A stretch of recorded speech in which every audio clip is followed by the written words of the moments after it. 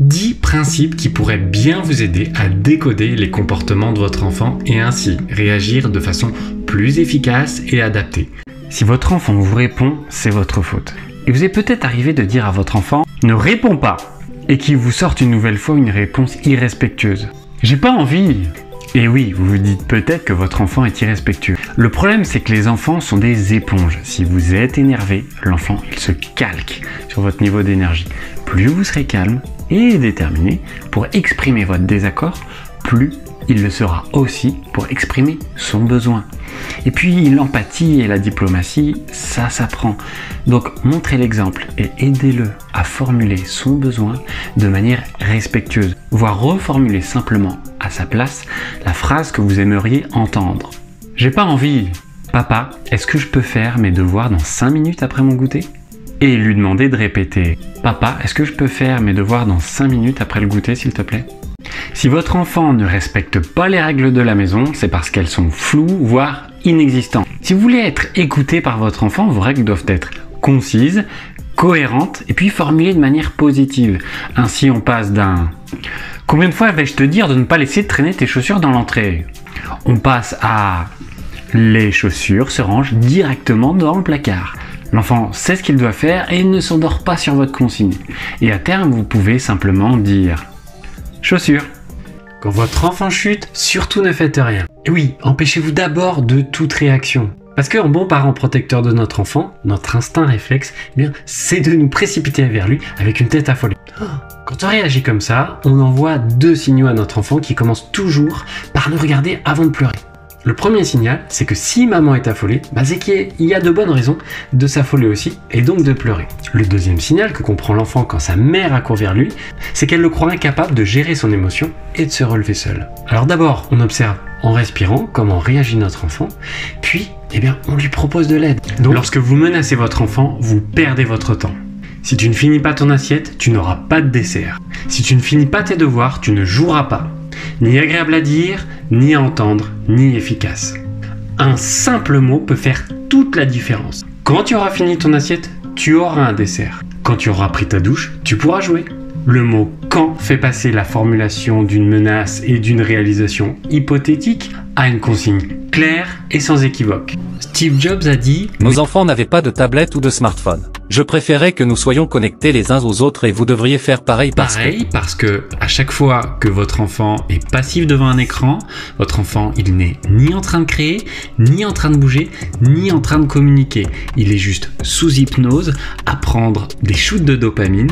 Arrêtez les punitions, ça ne sert à rien. Quand vous punissez votre enfant, vous obtenez 3 résultats. Votre enfant, il se cachera pour recommencer. Il n'a pas appris à mieux agir. Il vous en veut momentanément. À la place, préférez une réparation. Elle est reliée à l'erreur commise. Si votre enfant il renverse son repas sur la table, inutile de le mettre au coin. À la place, faites-le nettoyer. La réparation, elle doit être raisonnable. Si votre enfant écrit sur un mur, ne lui faites pas nettoyer tous les murs de l'appartement. Demandez-lui simplement de nettoyer la partie endommagée. La réparation, elle doit être source d'apprentissage et de valorisation.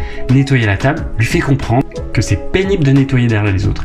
Il développe aussi sa motricité fine. La réparation apporte une fierté à l'enfant qui apprend qu'il est capable de nettoyer et de rendre service comme un grand.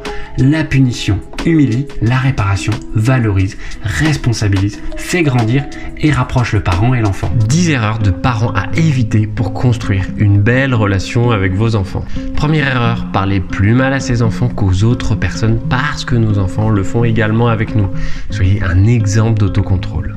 Deuxième erreur, partager la vie de son enfant sur les réseaux sociaux sans son consentement. Troisième erreur, passer trop de temps avec son téléphone devant les enfants. Quatrième erreur, être des parents surprotecteurs et empêcher son enfant d'apprendre via les obstacles. Cinquième erreur, résoudre les problèmes de vos enfants à leur place. Sixième erreur, avoir un style parental trop extrême, trop autoritaire ou trop laxiste. Le juste milieu est d'être à la fois ferme et bienveillant. Septième erreur, comparer ses enfants et attiser leur rivalité. Huitième erreur, toujours laisser son enfant gagner. Votre enfant a besoin d'apprendre à perdre. Neuvième erreur, parler à vos enfants avec un langage bébé. Vos enfants ont besoin d'avoir un langage précis et riche pour réussir à l'école. Êtes-vous trop prévenant avec votre enfant? Si vous l'êtes, vous privez votre enfant d'un grand pouvoir. Lorsque votre enfant vous tend sa compote pour que vous l'ouvriez, lorsqu'il vous tend son manteau pour que vous lui enfiliez. Attendez un peu, même si vous avez parfaitement compris sa demande. Invitez-le à formuler son besoin. Le langage est un grand pouvoir que les enfants sont en train d'acquérir. Demandez-lui aussi souvent s'il a déjà essayé de le faire tout seul. Devenir peu à peu autonome est une grande fierté. Donc un enfant qui fait le clown, c'est un enfant qui n'est pas assez regardé. En faisant le pitre, votre enfant cherche votre attention. Léon Zitrone a dit qu'on parle de moi en bien ou en mal, mais surtout qu'on parle de moi. Votre enfant a besoin de votre attention quotidienne et puis de se sentir écouté pour se sentir sécure et important à vos yeux. Si vous en avez assez de toujours répéter 10 fois les mêmes consignes à vos enfants et qu'elles restent sans succès, sans effet, alors vous serez content d'essayer ces 4 principes. Premier principe, d'abord connectez-vous à votre enfant avant même de dire votre consigne. 2. Quand vous formulez vos consignes, formulez des demandes précises et spécifiques plutôt que des consignes floues. 3. Évitez le débat lorsque vous avez déjà formulé vos consignes à l'avance. C'est vous l'adulte et c'est en évitant de commencer à négocier avec votre enfant que votre enfant perdra l'habitude de remettre vos demandes en question. Vous pouvez d'ailleurs utiliser la formule quand, alors. 4. Remplacez les mauvaises habitudes par de bonnes habitudes. Encouragez la nouvelle habitude par des congratulations.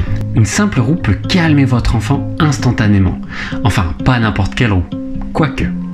Je vous parle de la roue des choix. Sur cette roue figurent des choix d'activités illustrés que vous avez élaborés au préalable pour votre enfant pour l'aider à se calmer en cas de crise. Lorsque la crise survient, vous présentez cette roue des choix à votre enfant qui choisit une activité pour s'apaiser. C'est la roue des choix de la discipline positive. Grâce à elle, vous ne subissez plus, vous anticipez. Et ça, si je punis mon enfant, c'est pour son bien. En vérité, pas forcément. Sous le coup de l'émotion et de l'agacement, on peut donner une punition qui va se rapprocher d'une vengeance et qui va créer du ressentiment de l'enfant à notre égard. Et alors ?